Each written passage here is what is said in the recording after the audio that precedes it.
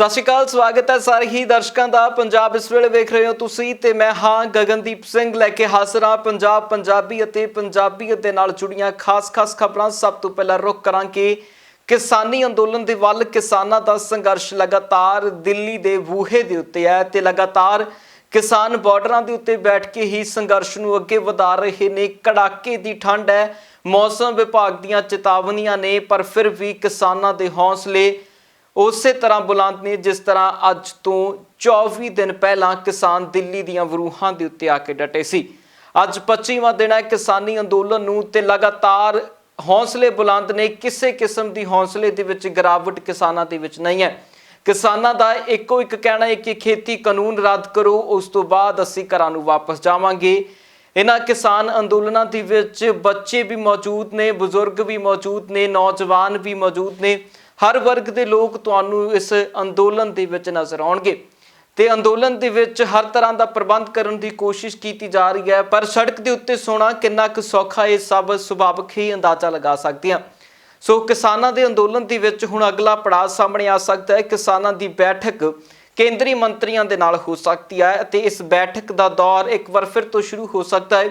ਇਸ ਗੱਲ ਦਾ ਖੁਲਾਸਾ ਖੁਦ ਭਾਜਪਾ ਦੇ ਵੱਡੇ ਆਗੂ ਦੇ ਵੱਲੋਂ ਕੀਤਾ ਗਿਆ ਹੈ। ਕੀ ਕੁਝ ਕਹਿਣਾ ਇਸ ਆਗੂ ਦਾ, ਸੁਣਦੇ ਹਾਂ।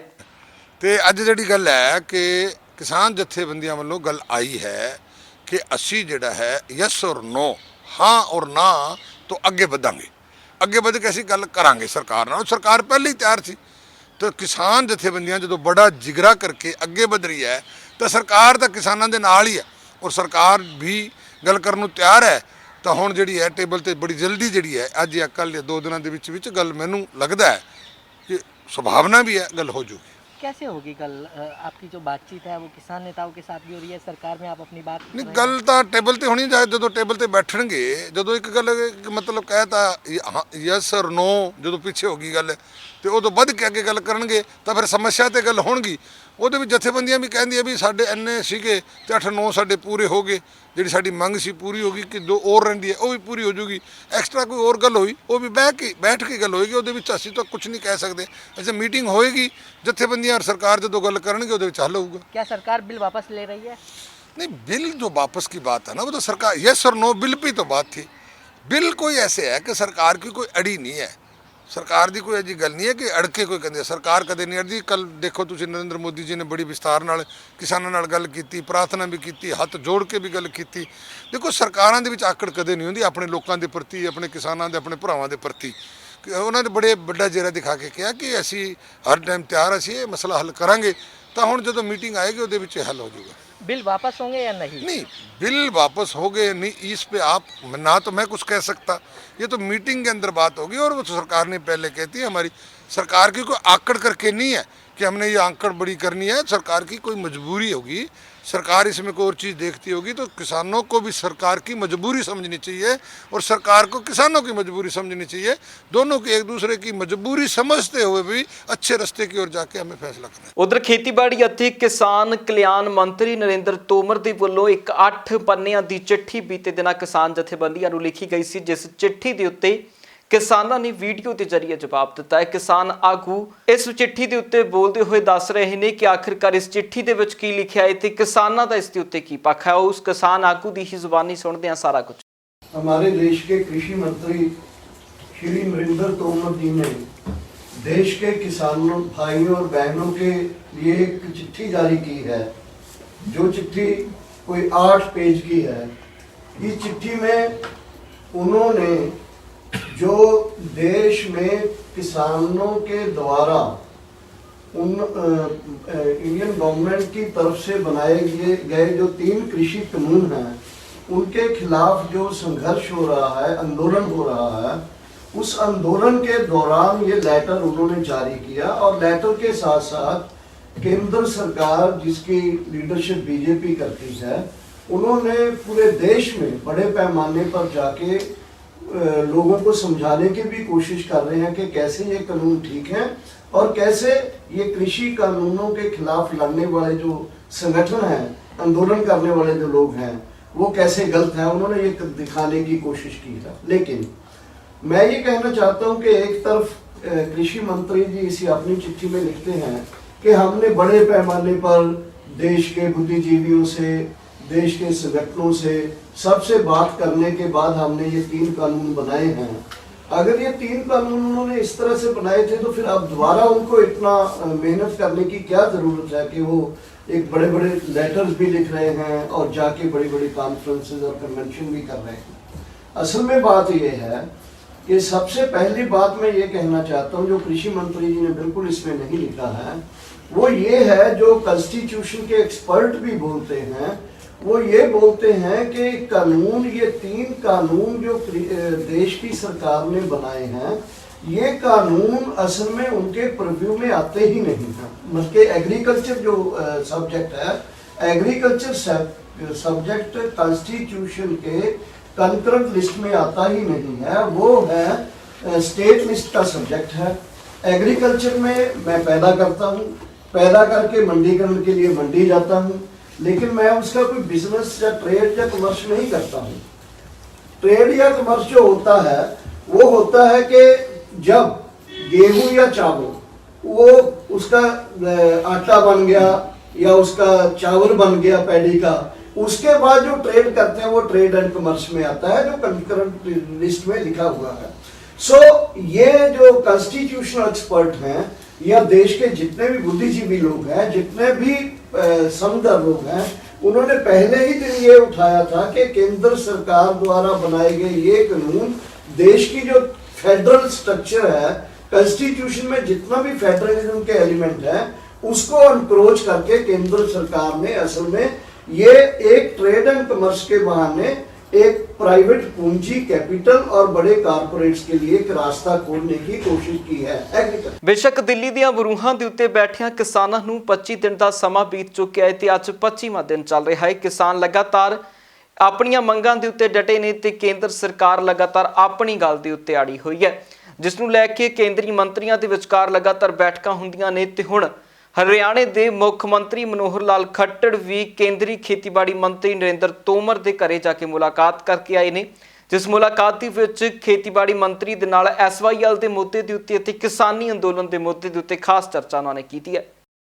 श्री नरेंद्र तोमर जी से मिलने के लिए मैं आया था, क्योंकि हमको पता है जैसे किसान आंदोलन जिस प्रकार से चल रहा है और कुल मिलाकर के बहुत से प्रयत्न ऐसे हो रहे हैं कि आपसी बातचीत के माध्यम से कोई रास्ता निकले। उसी में से हमको भी लोग कुछ मिले हैं, तो मिलने वालों ने जो कहा है कि उसमें से क्या रास्ता निकल सकता है, इसके ऊपर कुछ चर्चा सकारात्मक होनी चाहिए। तो ऐसा बीच का रास्ता कि जो तीनों कानून हैं उसमें कुछ संशोधन किए जाए, जो ऑफर केंद्र सरकार ने दी हुई है उसी में कुछ और चीज़ें जोड़ने की बातें हुई हैं। जो इनपुट्स थे वो मैंने नरेंद्र तोमर जी को बताए भी हैं, और मैं ही नहीं और बहुत से लोग भी इसमें मध्यस्थता में जो लगे हैं उन सब से चर्चा होती है।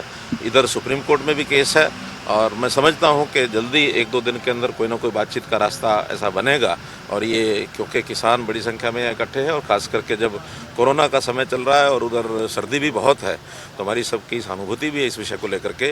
किसान भी हमारे अपने हैं, इसलिए एक आपस में समझ बन करके यह रास्ता इसका निकले, इस नाते से आज काफ़ी देर बातचीत हमारी हुई। उधर कांग्रेस के पंजाब प्रधान सुनील जाखड़ ने भी करड़े हथी लिया भाजपा नूं। भाजपा के उत्ते बोलदे उन्हां दा कहना सी कि भाजपा किसानी अंदोलन दे विचों कुछ सिखे, क्योंकि लगातार जिस तरह किसान इस अंदोलन दे विच शहीद हो रहे ने, इस सरकार दे मत्थे ते उत्ते एक कलंक साबित होवेगा।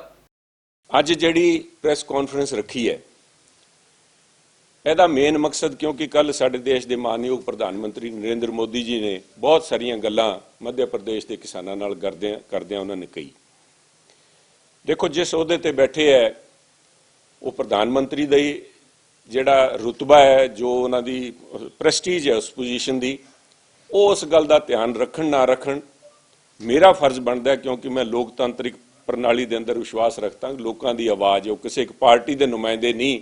ਜਦੋਂ ਪ੍ਰਧਾਨ ਮੰਤਰੀ ਦੇਸ਼ ਦੇ ਬਣੇ, ਦੇਸ਼ ਦੇ ਪ੍ਰਧਾਨ ਮੰਤਰੀ ਹੈ, ਸਾਰੀ ਪਾਰਟੀ ਲਾਈਨਾਂ ਤੋਂ ਉੱਤੇ ਉੱਠ ਕੇ ਤੇ ਸਾਰਾ ਦੇਸ਼ ਅੱਜ ਉਹਨਾਂ ਕੋਲ ਨਹੀਂ ਦੇਖ ਰਿਹਾ ਵੀ ਆਹ ਜਿਹੜੀ ਇੱਕ ਗੰਭੀਰ ਸਮੱਸਿਆ ਗਲਤ ਨੀਤੀਆਂ ਕਰਕੇ ਜਿਹੜੀ ਆਈ ਖੜੀ ਹੈ, ਉਹਦੇ ਉੱਤੇ ਕੋਈ ਨਾ ਕੋਈ ਸਾਰਥਕ ਕਦਮ ਉਠਾਣਗੇ। ਪਰ ਜਿਸ ਕਿਸਮ ਦੇ ਕੱਲ ਉਹਨਾਂ ਦੇ ਬਿਆਨ ਆਏ, ਬਹੁਤ ਹੀ ਮੈਂ ਸਮਝਦਾ ਚਿੰਤਾਜਨਕ ਤੇ ਮੰਦਭਾਗੇ ਹੈ, ਕਿਉਂਕਿ ਉਹਨਾਂ ਦੀ ਜਿਹੜੇ ਉਹਨਾਂ ਦਾ ਮੇਨ ਫੋਕਸ ਸੀਗਾ, ਉਹਨਾਂ ਦਾ ਸੀਗਾ ਵੀ ਕਿਸਾਨਾਂ ਨੂੰ ਭ੍ਰਮਿਤ ਕੀਤਾ ਜਾ ਰਿਹਾ।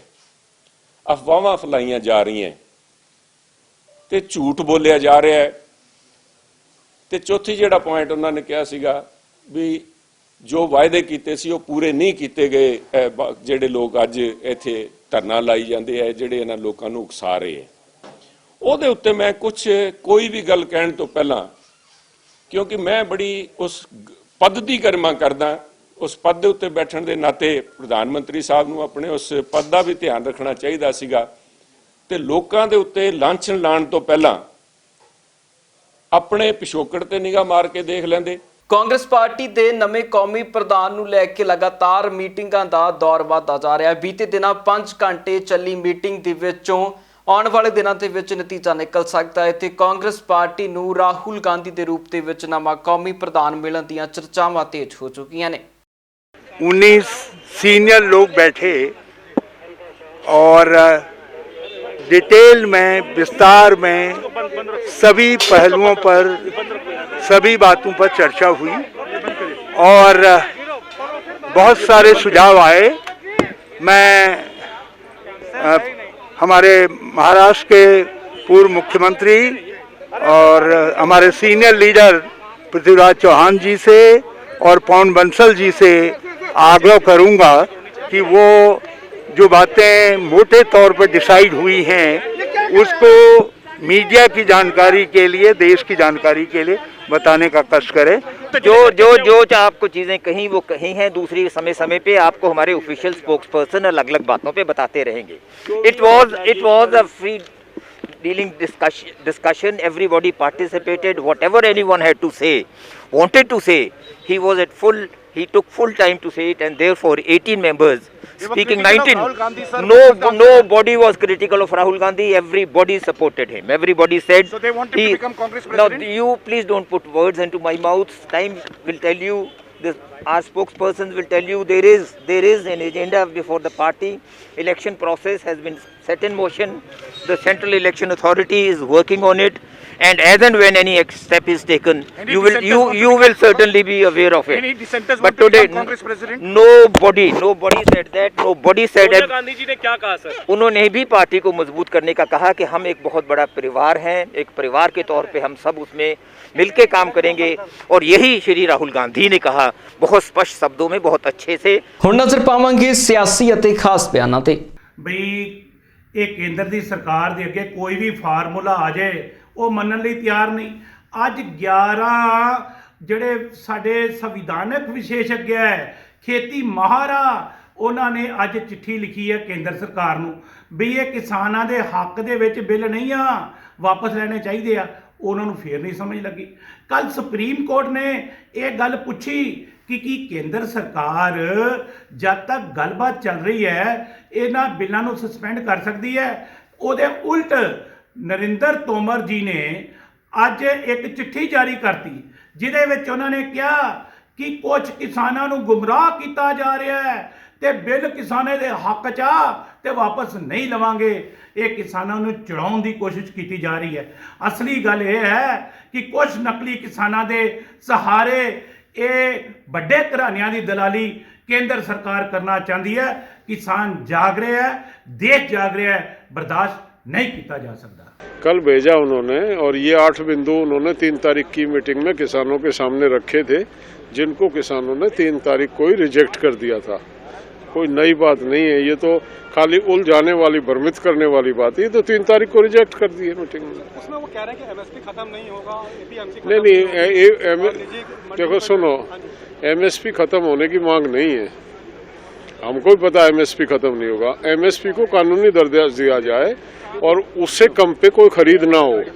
सरकार तो केवल 6% खरीदती है, 94% माल मार्केट खरीदती है, तो मार्केट भी एमएसपी से नीचे ना खरीदे, ये मांग है। ये एश्योरेंस चाहते हैं, इसको कॉन्स्टिट्यूशनल एक्ट के माध्यम से चाहते हैं।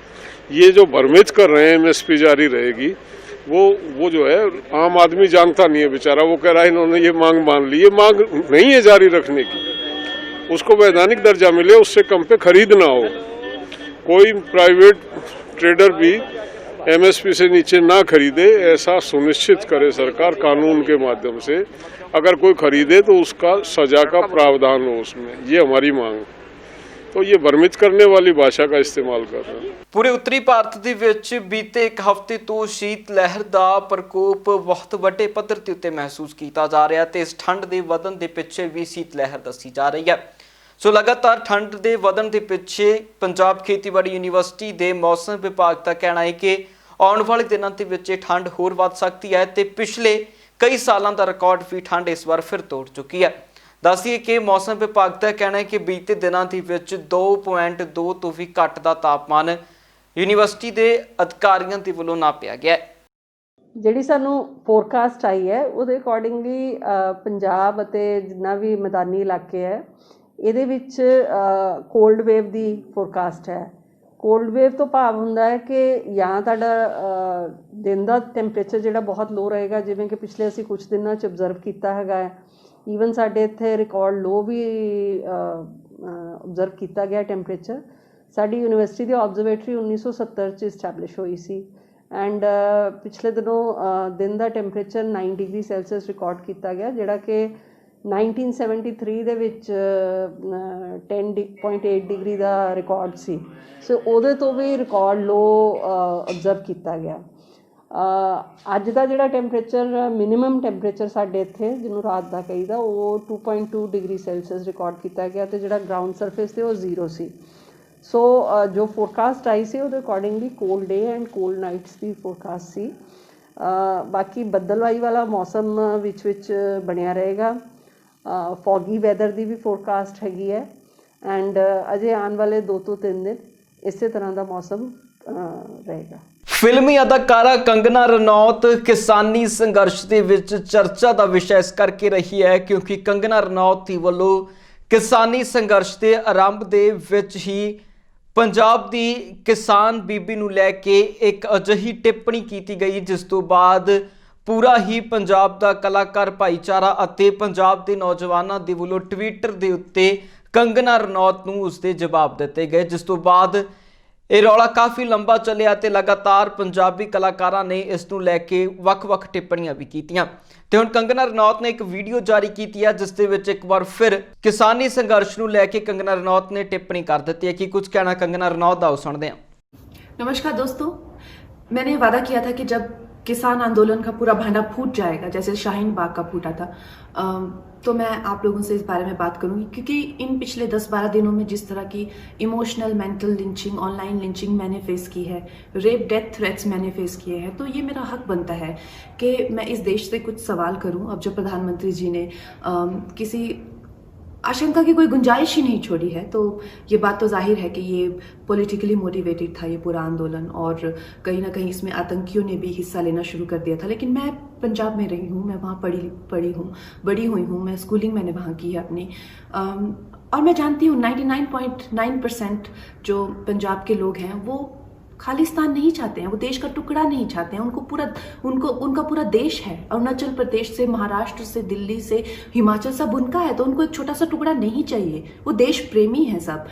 लेकिन मैं उनसे पूछना चाहती हूँ देशवासियों से, मुझे आतंकियों से शिकायत नहीं है, मुझे जो इस देश को तोड़ना चाहते हैं मैं उनकी भावनाएं मैं समझती हूँ, लेकिन जो मासूम लोग हैं वो कैसे इन लोगों को अपने आप को उंगलियों पे नचाने देते हैं हर आए दिन। अब जैसे शाहीन बाग में दादी जी वो पढ़ नहीं सकती कुछ नहीं, लेकिन फिर भी अपनी नागरिकता बचाने के लिए आंदोलन कर रही हैं। एक पंजाब में दादी मुझे इतनी गंदी भद्दी गालियां दे रही हैं, अपनी जमीन बचाने की कोशिश कर रही है सरकार से। क्या हो रहा है इस देश में? दोस्तों, हम लोग अपने आप को इतना वनरेबल कैसे कर देते हैं इन आतंकियों के लिए, इन विदेशी शक्तियों के लिए? मुझे आप लोगों से शिकायत है और मुझे ये शिकायत है कि मुझे हर दिन अपनी इंटेंशन बतानी पड़ती है कि जब कोई देशभक्त इंसान को इतनी चीज़ें उनको क्लैरिफाई करनी पड़ी। पर ये लोग दिलजीत दोसांझ हो गए या प्रियंका चोपड़ा जैसे लोग हो गए, इनसे कोई इनकी इंटेंशन, ये किस तरह की नीति कर रहे हैं? अगर मैं देश के हित में बात करती हूँ तो मुझे कहते हैं कि मैं राजनीति कर रही हूँ। इनसे भी तो पूछिए ना, ये कौन सी नीति कर रहे हैं? ਪੰਜਾਬ ਇਸ ਵੇਲੇ ਦੇ ਵਿੱਚ ਫਿਲਹਾਲ ਲਈ ਨਹੀਂ, ਫਿਰ ਮੁੜ ਹਾਜ਼ਰ ਹੋਵਾਂਗੇ ਨਵੀਆਂ ਤੇ ਤਾਜ਼ਾ ਅਪਡੇਟਸ ਨਾਲ। ਤਦ ਤੱਕ ਲਈ ਮੈਨੂੰ ਦਿਓ ਇਜਾਜ਼ਤ। ਬਹੁਤ ਬਹੁਤ ਧੰਨਵਾਦ।